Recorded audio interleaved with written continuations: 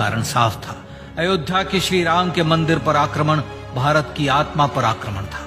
जहां हर भारतीय के रोम रोम में राम बसते हैं, वह भारत यह अपमान कैसे सहता। राम मंदिर पर आक्रमण भारत को आहत कर गया था। विदेशी हमलावर अपनी बर्बरता दिखाते गए और भारत अपने आत्मगौरव को फिर से पाने के लिए संघर्ष करता रहा।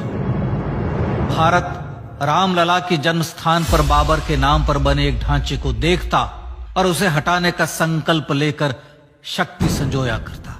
हिंदू समाज आत्मसम्मान के रण में डटा रहा और लगातार हमलावरों द्वारा बनाए गए बाबरी ढांचे को हटाने के लिए लड़ता रहा। सरयू कई बार रक्त से लाल हुई। कभी स्थानीय शासकों ने तो कभी साधु संतों और राम भक्तों ने राम जन्मभूमि की मुक्ति के लिए अपने प्राणों की आहुति दी।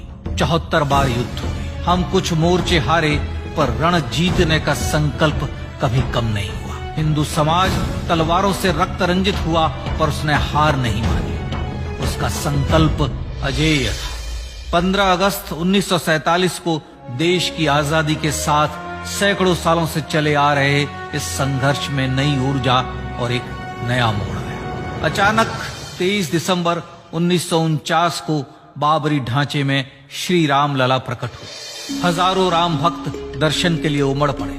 तत्कालीन प्रधानमंत्री पंडित जवाहरलाल नेहरू ने उत्तर प्रदेश सरकार को श्री राम लला को विवादित ढांचे से हटाने का आदेश दिया।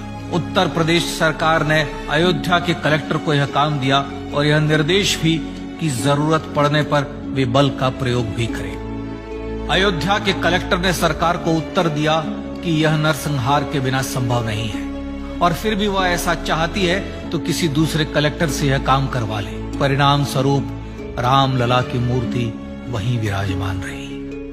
विवादित ढांचे को बंद कर दिया गया।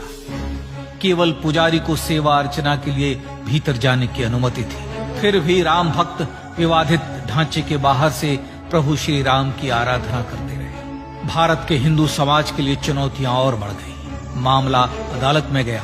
विपक्षी दलों द्वारा अदालत में भगवान श्री राम के अस्तित्व पर सवाल उठाए गए।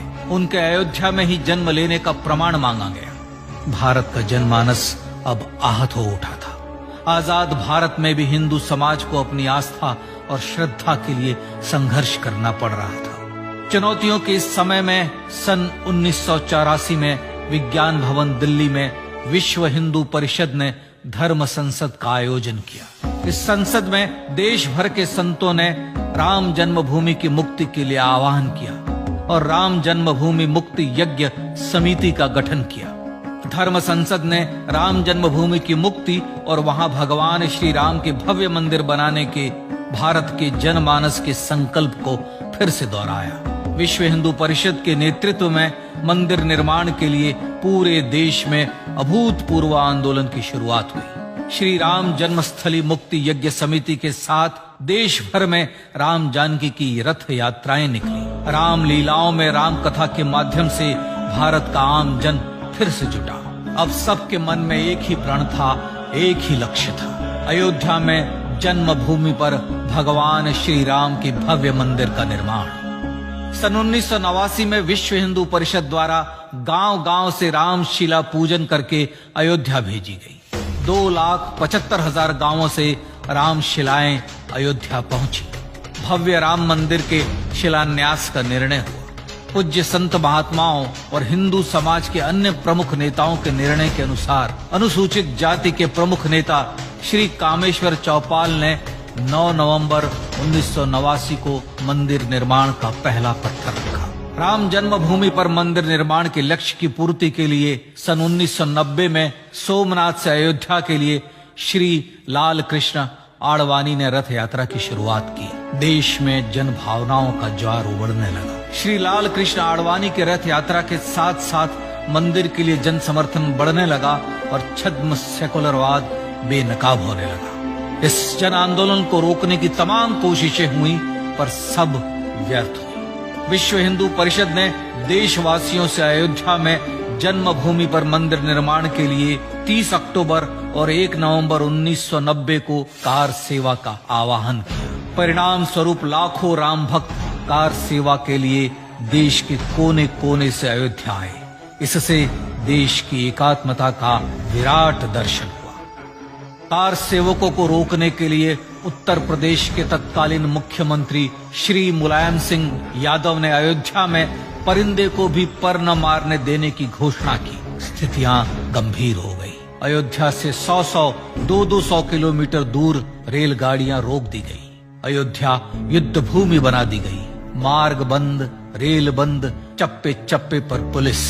अयोध्या सैनिक छावनी में बदल गई। राम नाम पर ऐसी पाबंदी कि अर्थी ले जा रहे लोगों तक को रोका गया, क्योंकि वे राम नाम सत्य कह रहे थे। लेकिन सैकड़ों किलोमीटर की यात्रा कर कार सेवक अयोध्या पहुंचने लगे। राम के गीत गाते, होठों पर हंसी और पांव में छाले लिए राम काज के लिए राम भक्त देश विदेश से अयोध्या पहुंच ही गए।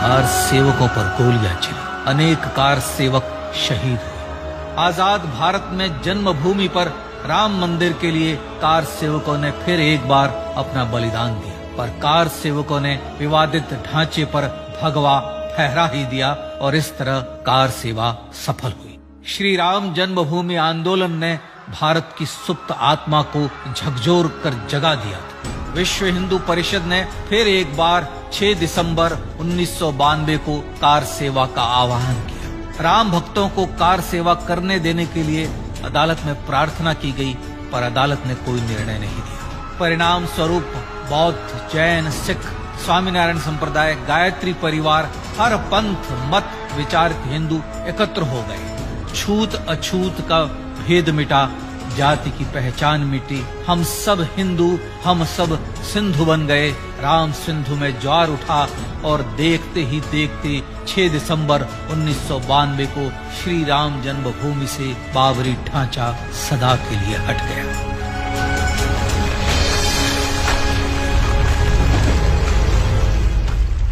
यह क्षण शौर्य, न्याय और सत्यमेव जयते का क्षण था। यह तो धर्मस्ततो जय का क्षण था। पर संघर्ष की गाथा यहां जाकर भी नहीं रुकी।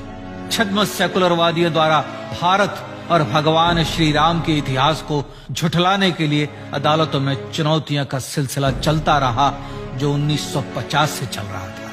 हिंदू सिखों के बीच से गुजरते हुए भगवान श्री राम का दर्शन करने के लिए विवश थे। यह स्थिति थी आजाद भारत में श्री राम और राम भक्तों की।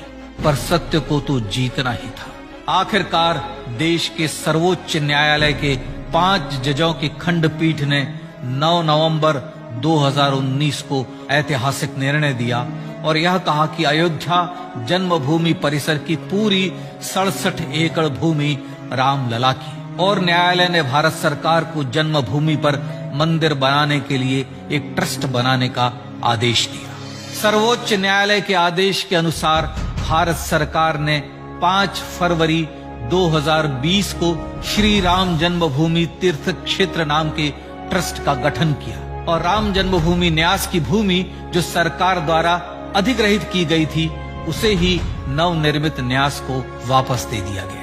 5 अगस्त 2020 को भारत के प्रधानमंत्री श्री नरेंद्र मोदी ने श्री राम जन्मभूमि तीर्थ क्षेत्र के अध्यक्ष पूज्य महंत नृत्य गोपाल दास, राष्ट्रीय स्वयंसेवक संघ के पूज्य सरसंघ चालक डॉक्टर मोहन भागवत एवं उत्तर प्रदेश के मुख्यमंत्री श्री योगी आदित्यनाथ की उपस्थिति में श्री राम जन्मभूमि पर भगवान श्री राम के भव्य मंदिर के लिए भूमि पूजन कर निर्माण कार्य का शुभारंभ किया। इस तरह लगभग 500 वर्षों से राम जन्मभूमि की मुक्ति के संघर्ष का पटाक्षेप हुआ। अपने आत्मसम्मान और राष्ट्रीय अस्मिता के लिए इतना लंबा संघर्ष विश्व के इतिहास में बेजोड़ है। श्री राम भारत की आत्मा, भारत की परिभाषा, हमारे राष्ट्रीय आदर्शों और जीवन मूल्यों के प्रतिनिधि मर्यादा पुरुषोत्तम हैं, जो हर हिंदू के होठों पर जन्म से मृत्यु तक रहे।